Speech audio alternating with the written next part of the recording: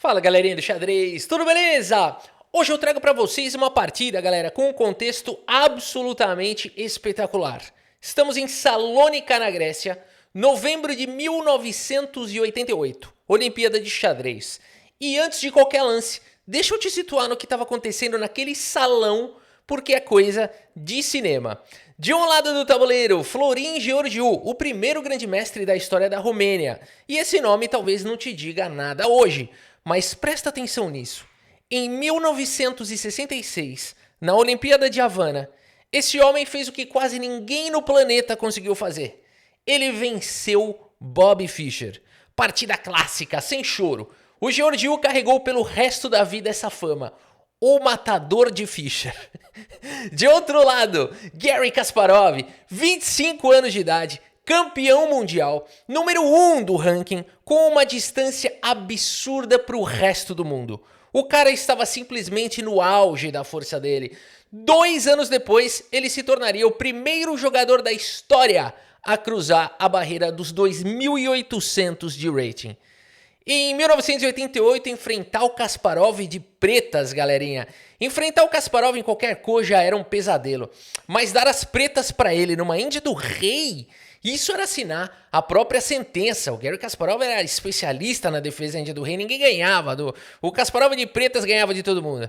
E olha, galerinha, uma coisa que você vai ver nessa partida é exatamente isso. Uma aula de xadrez. E falando nisso, se você quer aprender de verdade, não só assistir, mas entender de aberturas, táticas, estratégia, finais, com quem realmente entende do assunto, o caminho é o Combo Total do Grande Mestre André Diamante. São 18 cursos pelo preço de um, com 90% de desconto, acesso vitalício e certificado de conclusão. E o melhor, você tem 7 dias de garantia, ou seja, risco zero. O link está aqui na descrição do vídeo e também no comentário fixado. Clica lá, porque uma coisa é ver o Kasparov da aula, outra coisa é você aprender a jogar assim com um grande mestre.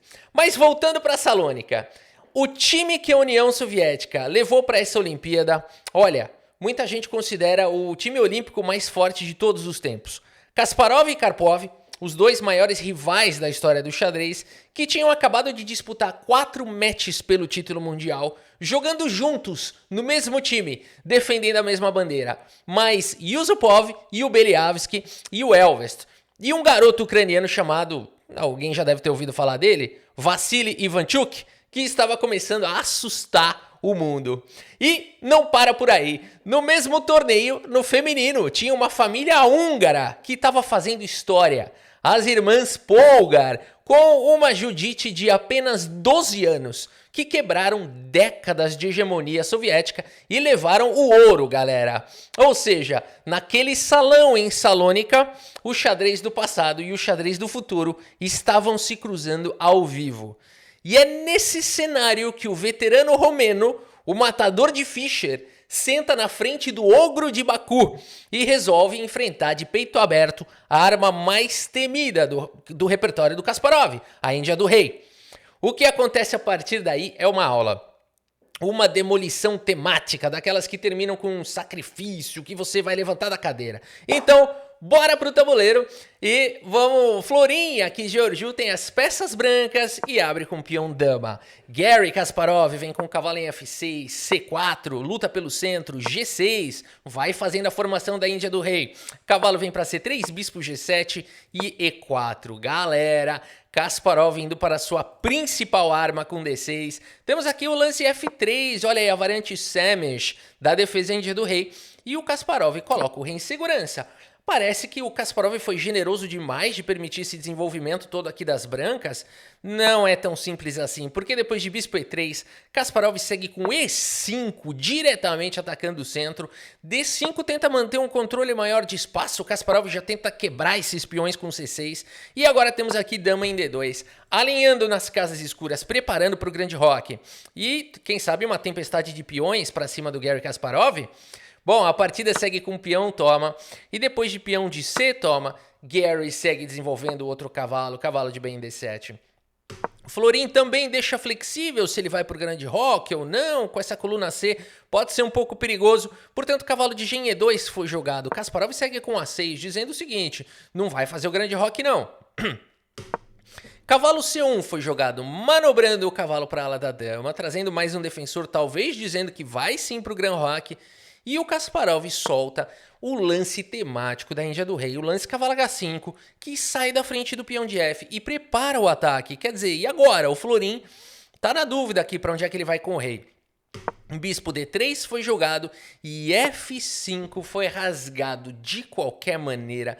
Lance 12, a partida já tá pegando fogo. Cavalo de 1 vem para casa de E2 e o Kasparov volta traz outro cavalo que estava na coluna D, traz para casa de F6, levando todas as armas para a ala do rei. E por F5 foi jogado, o peão retoma, por enquanto o peão está protegido. E agora o lance cavalo G3 foi jogado, tentando trocar um pouquinho de peça, tentando aliviar a pressão. E o Kasparov nessa posição vai para uma ideia, para um sacrifício surreal. Olhem bem para essa posição, olhem bem para a posição aqui das pretas. A gente fica na dúvida sobre o que jogar. Muita gente pensaria, não sei, vou trocar aqui, tentar expandir na ala da dama. É um plano. Mas o Kasparov tem um plano tão sofisticado aqui, galera, e tão chique. Olha, notem que F4 direto também é possível, né? Se você pensou nessa complicação tática, porque, por exemplo, o cavalo H5, o peão toma atacando aqui a dama, o ponto todo é que tem cavalo por F6 aqui com cheque. Então, se você pensou nisso, não é ruim, mas também não ganha, né? Porque aqui depois de bispo por F6, dama por E3, as brancas têm um peão a mais aqui, não sei, mas as pretas têm o par de bispos. Pode ser, é jogável, é bom, mas tem algo melhor. Kasparov vem dar aula agora, dá aula. E4 foi jogado. Calma, Rafa. 1, 2, 3, 4 peças estão controlando essa casa. Só tem 2 defesas. O Kasparov não tá nem aí. O que ele quer mesmo é desviar o peão de F3. O primeiro, cavalo por H5 foi jogado, cavalo por A5. E agora esse peão vai ser deslocado. F por E4 foi jogado. E o Kasparov segue com F4, a ideia toda do sacrifício. Olhem agora o bispo, o upgrade que esse bispo recebeu. O upgrade que essa torre recebeu. Olha o cavalo aqui no canto cumprindo um papel importante, defendendo aqui o peão. Bispo atacado, volta para casa de F2 e o Kasparov segue com o lance bispo G4, colocando agora esse dilema para o Florin. Porque o Florin, que até agora ficou, eu não sei se vou por grande rock, não vou por rock curto, o Kasparov falou, se você não decidiu até agora, eu decido por você. Você não vai mais fazer o grande rock, né? Agora o meu bispo não permite. E o Florin nesse momento fala, quem manda aqui sou eu, tira o bispo daí, rasga um H3, galera, partida aqui pesada. Kasparov volta o bispo para D7, satisfeito. Satisfeito por ter desenvolvido o bispo, tirou da casa inicial e além de tudo provocou esse pequeno avanço que enfraquece um pouco as casas escuras. E a partida segue finalmente com o melhor lance da posição, grande roque. E parece que as brancas estão bem, tem um peão a mais, conseguiram proteger o rei, não é difícil colocar o rei para casa de B1, o rei vai ficar ok. O Kasparov fala, eu ainda não acabei. Segue com o lance bispo E5, super reforça o peão de F4, dando a entender que também esse cavalo vai querer vir para casa de G3 e as pretas vão ganhar mais espaço. Rei B1 foi jogado, finalmente colocando o rei em segurança. E o Kasparov primeiro traz esse lance aqui, é genial. Dama em F6 explora não apenas os ataques na coluna F, mas também pilha o ataque fortemente nas casas escuras. Traz mais uma peça, conecta as torres agora têm mobilidade aqui na fileira do fundo. Lance genial do Kasparov, sem pressa. Ele podia ter jogado cavalo G3 sem pressa. A partida segue com o lance bispo E2, falando, tira esse cavalo daí. E o velho Kaspa, na época o jovem Kaspa, né? O velho Kaspa é hoje, a gente fala o velho Kaspa quando ele vai jogar lá os torneios, né? Aliás, tá precisando jogar um torneio. Pena que ele não vai jogar agora o St. Louis Rapid and Blitz. Ele joga em alguns anos, ele jogou. Esse ano ele não vai jogar. A gente sente falta dele. Aí a gente chama ele carinhosamente de velho Kaspa, né? Aqui o jovem Kaspa segue com o cavalo G3, um dos bispos vai embora, porque aqui se você tirar a torre em algum momento você pode capturar esse bispo. Ou então, se bispo por G3, um erro estratégico que vai custar caro. Bispo por cavalo é um erro estratégico. Notem que a engine não fala que é um erro. Ó, bispo por G3 não mexe muito a barrinha, não mexe quase nada, um pouco. Entre máquinas não é um erro. Entre seres humanos, um erro estratégico que pode custar a partida. E por que isso? Olha só qual é o problema depois de bispo por cavalo e peão retoma. As casas escuras não são mais defensáveis de maneira simples. As pretas têm agora o domínio total das casas escuras. O Kasparov tem algo que o Florin não tem, mas o Florin tem um peão a mais. O que será que vale mais no xadrez? Bom, pelas máquinas está tudo igual. A partida segue com o lance bispo em F3, tentando bloquear a coluna F, trazendo coesão para o peão central. Kasparov segue pesando na casa de C3, pesando forte nas casas escuras. A partida segue com o lance cavalo em E2 e por enquanto aqui está protegido. E agora existe uma pressão no peão e o Kasparov segue com o lance dama em G6. Muito bem, esse lance dá um pouco mais de mobilidade para o bispo, mobilidade para a torre. Continua existindo um tema aqui do avanço. Começam a existir alguns temas táticos que eu já vou mostrar para vocês. Torre C1 foi jogado agora pelo Florin, né? Que não é o pai do Fábio Júnior. Você que está pensando que o Florin é o pai do Fábio Júnior, é o vô do Fábio Júnior. Não é verdade. Não vem com essas ideias. A partida segue com o lance torre por C1 com cheque. E qual é o problema agora do Florin? Ele não pode tomar de torre, que seria o mais natural. Dominando uma coluna B, bababá. Não pode, por conta de bispo por H3.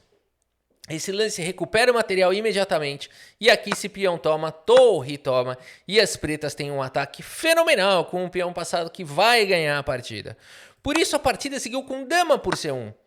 O Florin tá ligado nos temas táticos, claro. E o Kasparov segue ganhando, reivindicando a coluna. Notem, todas as peças do Kasparov estão atacando. E o Florin tá tendo que se defender. E tá se defendendo muito bem. Dama em E3 foi jogado. Kasparov segue mais uma vez dominando as casas escuras. Dama D2 traz a proteção. E aqui esta pancada, que é o lance torre C5, trazendo mais uma peça para o ataque, galera. Não tem como parar isso. Será que tem? Aqui existe um lance bom e talvez o único, que seria o lance torre C1. Ô Rafa, mas a gente já não viu que esse lance aí tá caindo aqui em H3? É verdade, mas as brancas tinham um peão a mais. Esse lance devolveria o peão. O material agora estaria igual e as brancas têm contra-jogo. Essa é a sequência que traz a igualdade que a máquina tanto mostra. Tem que devolver o peão e tem que partir para o contra-jogo. Mas nesse momento Florin se sentiu ambicioso. Falou, não, eu vou segurar a rapadura, eu vou continuar com um peão a mais e eu vou trocar as peças e vou jogar esse final. E vai estar tudo bem, eu vou ter um final com um peão a mais e vou ganhar do Kasparov. E por isso ele segue com o lance cavalo C1.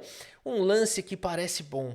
Porque se esse cavalo chegar em D3, olha só que legal o que ele faz. Ele defende tudo, ele ataca, ele troca peça. Seria maravilhoso, maravilhoso. Vou fazer qualquer lance aqui, ó. Cavalo D3, brancas têm vantagem. Tem um peão a mais, vão trocar, tá tudo bem aqui, tá defendido. Acabou. Branca, é o sonho das brancas isso.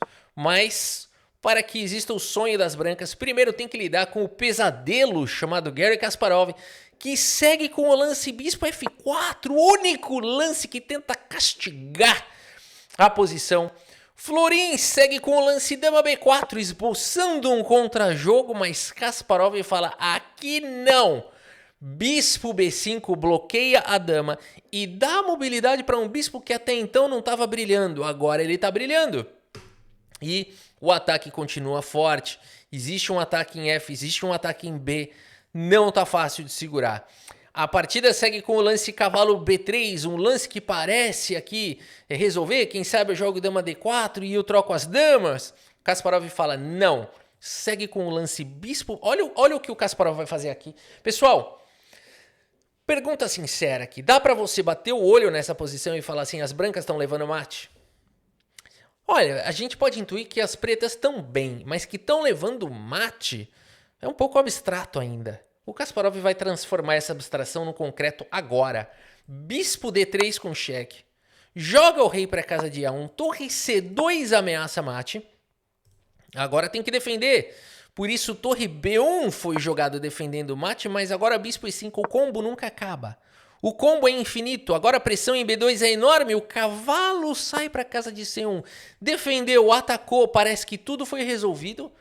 Mas Garry Kasparov segue com a finalização, galera. Bispo por peão. Dama foi jogada, dama toma.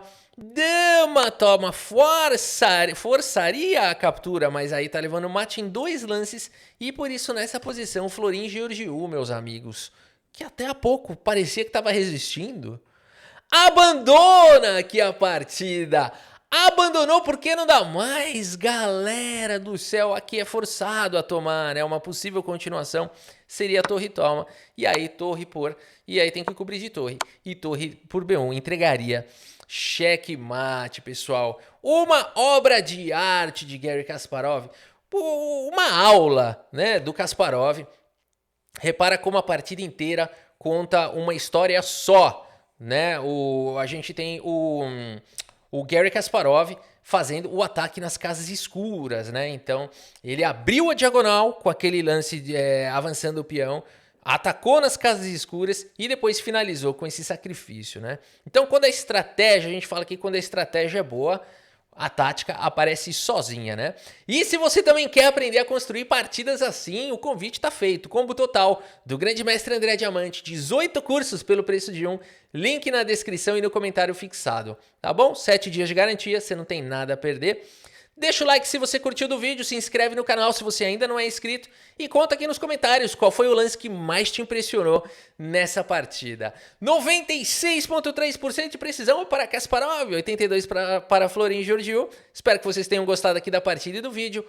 Muito obrigado pela sua presença, grande abraço para todos vocês e até a próxima. Valeu!